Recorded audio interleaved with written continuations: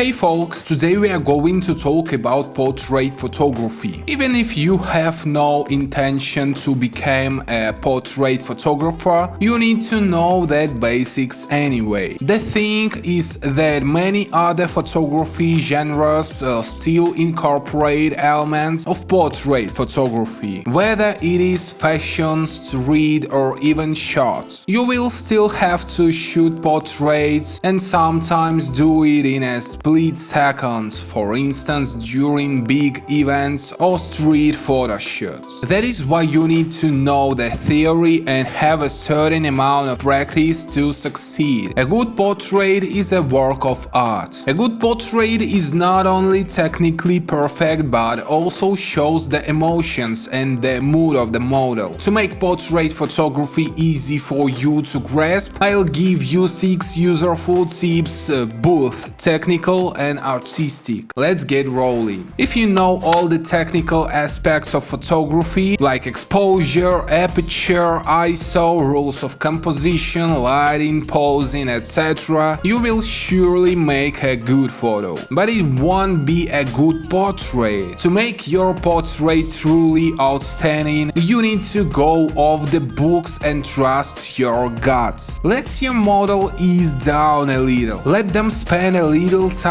with you rather than just pose for you and look natural doing it. You need to direct your model, but leave them enough freedom to be themselves. You should find the balance between a technically impeccable shot and creative freedom. Allow your model to be who they truly are, unless your photo shot involves becoming a certain hero or showing acting chops. Now let's get technical and talk about your camera settings. These settings aren't just the basis. They will ensure that your image has a proper exposure and focus. These settings can also give your photos an artistic touch. Consider what should be taken out of the frame and what should be brought in. Think how your model is going to interact with the surroundings. A wider aperture setting will blur the background and will keep all the focus on your model. There will be very little context to the shot as to where your model is or how they fit into the surroundings. On the other hand, a narrow aperture will give you a clear background and will immerse the viewer into the scene. The context of the image will be clear and it will help you define the hero of the photo shoot better. Both ways are legitimate. Just pick the one that fits the current moment, or make a few different takes and pick the best one during post-processing. And speaking of post-processing, many things depend on your choice of photo editor. The software you choose has to be easy to use and have a comprehensive toolkit, otherwise you'll ruin your shots. That is why I've chosen PhotoWorks. I love its clear interface that takes little time to navigate. The toolkit is rich and allows for easy color correction, face retouching, and odd object removal. Try PhotoWorks to see it all for yourself. If you follow the link in the description, you'll get an awesome discount. All the more reasons to try. Lighting is the most important element of any photo, and I'm not talking about the dark and light balance. I'm talking about the artistic lighting. Always think about what mood the lighting conveys to the viewer. If you come to think of it,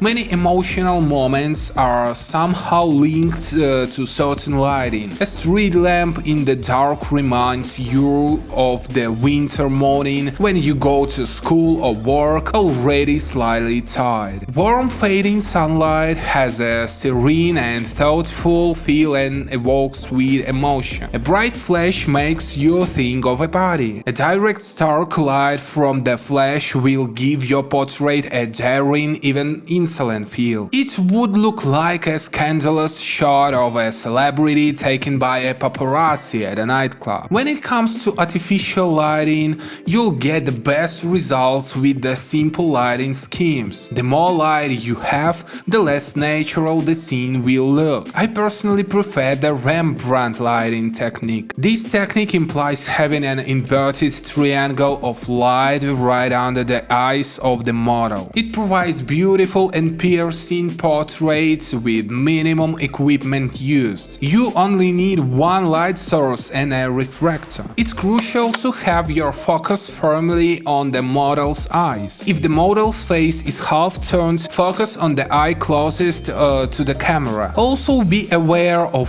where the gaze is directed. A gaze that stares you square in the eye creates an intense contact and brings you closer to the model. And if the gaze is averted, we tend to ponder over what the model could be looking at. What's there? What are they thinking of? The feel of the photo changes and becomes less intimate, and we are able to distract ourselves from the model and look at the picture as a whole. The lens you choose can greatly affect the shot. The perfect focus distance for a portrait shot is 85 mm, but allow me to remind you of the first tip. Try different things. Find a focus distance and angle that you personally like. For instance, I like to have a 35 mm lens for portraits, as this focus distance allows me to show the full context of the surroundings. If you are making a close-up of the face, then an 85 mm lens is really the best you can use. It will give a nice background blurring and won't distort the facial features. But if you have a strong desire to experiment, who knows, you might end up shooting portrait using a wide-angle lens. Whatever works for you. It's important to properly plan your shooting, and I'm not referring to the time of day that you shoot at, although it is important. I'm talking about you and your schedule. Assign enough time to a photo shoot in order to enjoy it properly. If you feel the constant pressure of time on you, you'll get stressed and won't be able to completely immerse in the process. And your mood is a thing that will greatly affect your results. Stick to a rule of planning more time for the photo shoot. This will cover any unexpected occurrences and the time you'll spend experimenting. The idea that you have plenty of time